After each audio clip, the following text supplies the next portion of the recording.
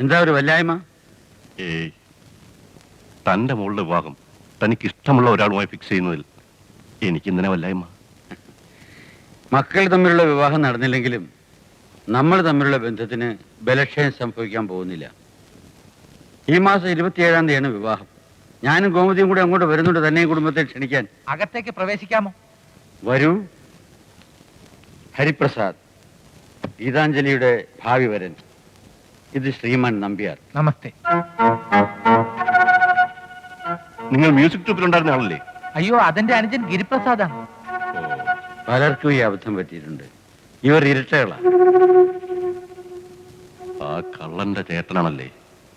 അപ്പൊ ഇവൻ പെരുങ്കള്ളനായിരിക്കും.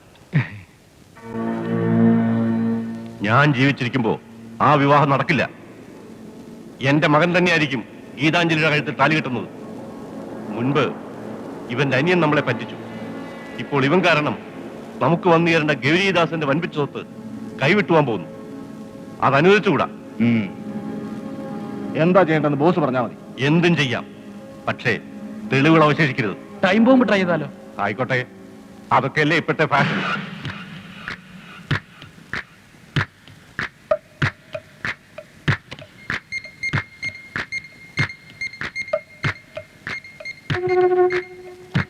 ഹരിപ്രസാദ് കൃത്യം 9 മണിക്ക് ഓഫീസിലേക്ക് തിരിക്കുമെന്നല്ലേ ഡാനിയൽ പറഞ്ഞത്? എന്നും ഓഫീസിലേക്ക് നടന്നാണ് അവൻ പോകാറുള്ളത്. 35-40 മിനിറ്റ് എടുക്കും സാധാരണഗതിയിൽ ഓഫീസിലെത്താൻ. ദാറ്റ് മീൻസ് വഴിയിൽ വെച്ച് തന്നെ സംഗതി ക്ലോസ്. പിന്നെ അവന്റെ ബോഡി പോലും തിരിച്ചറിയാൻ പറ്റില്ല. അവന്മാർ ഇരട്ടകളാണ്, അതുകൊണ്ട് മാറിപ്പോരുത്. ഖദർ ധരിച്ചവനാണ് നമ്മുടെ ഇര. ഊർമിളെ, ഞാൻ ഇറങ്ങാണ്. ഹരിപ്രസാദ് അല്ലേ? അതെ, ഞാൻ മിസ്റ്റർ എം എൻ നമ്പ്യാരുടെ അഡ്വക്കേറ്റ് തോമസ് മാത്യു സാറിന്റെ ജൂനിയറാ. ഇവിടെ അടുത്താ താമസം. ഗൗരിദാസൻ സാറും എം എൻ നമ്പ്യാർ സാറുമായുള്ള ബിസിനസ് ഡീലിംഗ്സിന്റെ ചില പേപ്പേഴ്സാണ് ഈ ബ്രീഫ് കേസിൽ. വൈകുന്നേരം 4 മണിക്ക് നമ്പ്യാർ സാർ നിങ്ങളുടെ ഓഫീസിൽ വരുമ്പോൾ ഇതൊന്ന് ഏൽപ്പിക്കാമെങ്കിൽ എനിക്ക് അവിടം വരെയുള്ള യാത്ര ഒഴിവാക്കാമായിരുന്നു. ഞാൻ കൊടുത്തേക്കാം. വളരെ ഉപകാരം. സൂക്ഷിക്കണേ, വിലപിടിപ്പുള്ള ഡോക്യുമെന്റ്സ് അതിനുള്ളിൽ.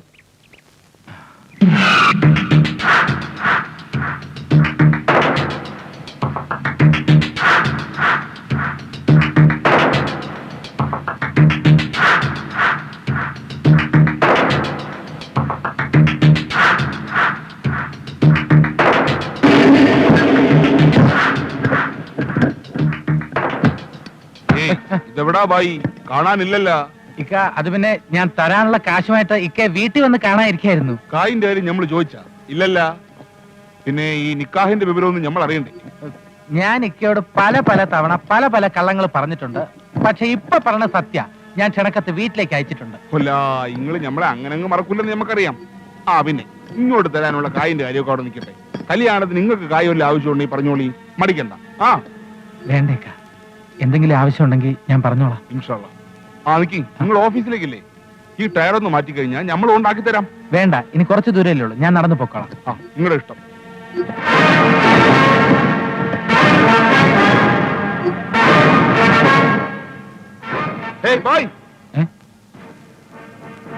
അപ്പൊ ഇങ്ങക്ക് ഇത് വേണ്ടായിരിക്കും. അയ്യോ, ഇത് മറന്നു വെച്ചിരുന്നെങ്കിൽ വലിയ പുലിവാലായനെ. അങ്ങനെ പറയും. പിന്നെ ഈ ഉപകാരം ഞാൻ ഒരിക്കലും മറക്കില്ല.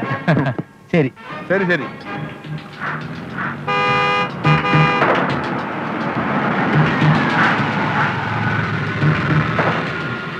നമസ്തേ ജി. വന്ദനം. എന്താ സ്ഥാപനത്തിലേക്കല്ലേ? ഉവ്വ ജി. കറിക്കോളൂ. വേണ്ട, ഞാൻ നടന്നു വന്നോളാം. അനുസരിക്കൂ. ഓ,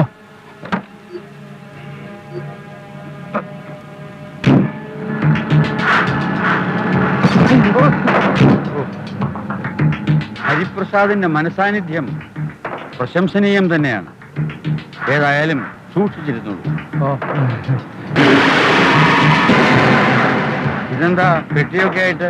ഇത് വൈകുന്നേരം എം എൻ നമ്പ്യാർ അദ്ദേഹം നമ്മുടെ കാര്യാലയത്തിൽ വരുമ്പോ കൊടുക്കാൻ വേണ്ടി അദ്ദേഹത്തിന്റെ വക്കീൽ എന്നെ ഏൽപ്പിച്ചതാ. ആ, ഇപ്പോഴാ ഓർത്തത്. എനിക്ക് നമ്പ്യാരെ അത്യാവശ്യമായിട്ട് കാണേണ്ട ഒരു കാര്യമുണ്ടായിരുന്നു. പോകുന്ന വഴിക്കാ വീട്. ഒരു നിമിഷം അവിടെ കയറിയിട്ട് പോവാം. എന്താ? ആയിക്കോട്ടെ, ഈ പെട്ടി ഇപ്പൊ തന്നെ അദ്ദേഹത്തെ ഏൽപ്പിക്കുകയും ചെയ്യാം. ലാൽ ബഹദൂർ, നമ്പ്യാരുടെ വീട്ടിലേക്ക് വിടും.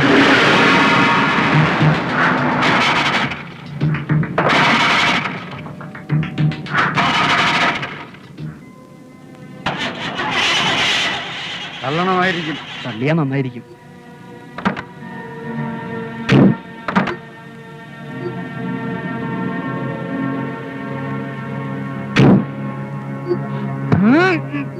വെട്ടി അകത്ത് വെച്ചിട്ട് വരൂ.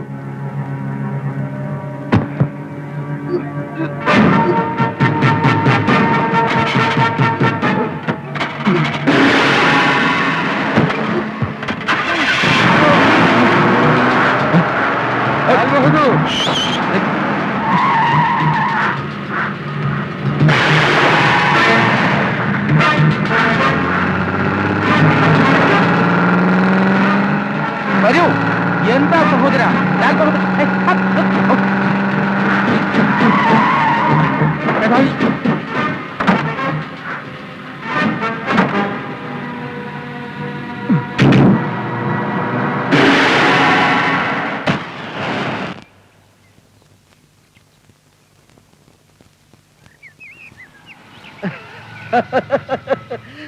ബോംബ് പൊട്ടാനുള്ള സമയമായി. ഉം. എന്റെ ഭഗവതി, എന്താടോ? അയ്യോ ബോംബ്! ബോസ് എങ്ങനെയെങ്കിലും രക്ഷപ്പെട്ടോ?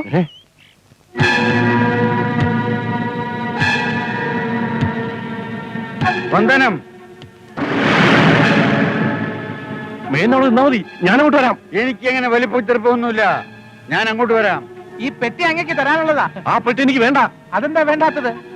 അയ്യോ, എന്റെ പെട്ടി എനിക്ക് വക്കീലിനെ വേണ്ടേ? അയച്ചതാ. കൊണ്ടു കൊടുക്ക. എനിക്ക് വേണ്ട. അങ്ങ് വാങ്ങണം. ഇയാളെന്താ വേണ്ട ഓടി പെട്ടി. കളിക്കുന്നു? വാങ്ങിയേ പറ്റൂ. നമ്പ്യാരെ, കുട്ടിക്കളി മാറിയിട്ടില്ലേ ഇനിയും? പെട്ടി വേണ്ട എനിക്ക്. ഇത് അങ്ങക്കുള്ളതാണ്. വേണ്ട, വക്കീല് തന്നതാണ്. അത് വേണ്ട എനിക്ക്. എന്താണോ തനിക്ക് ഭ്രാന്ത് പിടിച്ചത്? ആ പെട്ടി വേണ്ട എനിക്ക്. വേണ്ട, വേണ്ട. പിടിച്ചു. എന്താ ഇത്?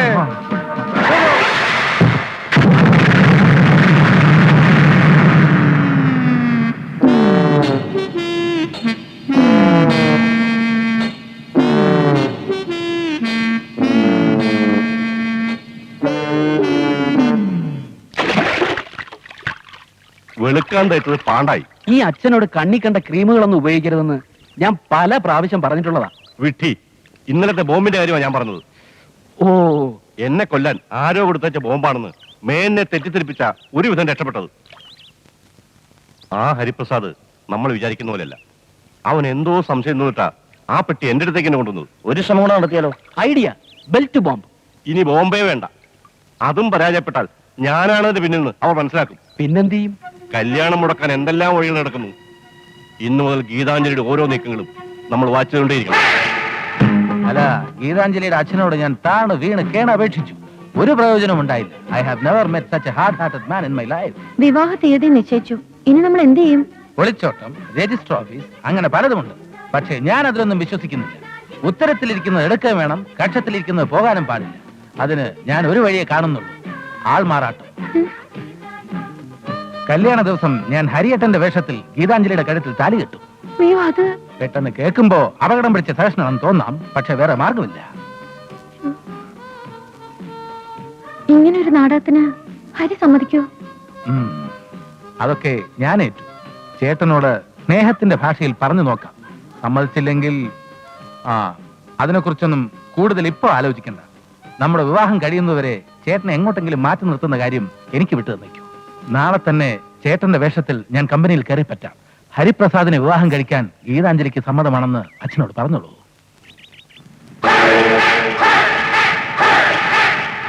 ഇത്തരത്തിലൊരു ആൾമാറാട്ടത്തിന് ഹരിപ്രസാദ് കൂട്ടുനിൽക്കുമെന്ന് ഞാൻ എങ്ങനെ വിശ്വസിക്കും? ഹരി ചെയ്യുന്നതല്ലോ, ഗിരി ജയിക്കുന്നതല്ലേ. അവൻ എനിക്ക് നേരത്തെ അറിയാം. അവൻ ആള് ചില്ലറക്കാരനല്ല. നമ്പ്യാര് പറയുന്നത് സത്യമായാൽ ഹരിപ്രസാദോ ഗിരിപ്രസാദോ എന്റെ മകളെ വിവാഹം കഴിക്കാൻ പോകുന്നില്ല. അതുമാത്രമല്ല, ഇരട്ട സഹോദരന്മാർ പൂജപ്പുരയിലെ കേന്ദ്ര തടവറയിൽ കിടന്ന് വർഷങ്ങളോളം അഴികളെണ്ണേണ്ടിയും വരും.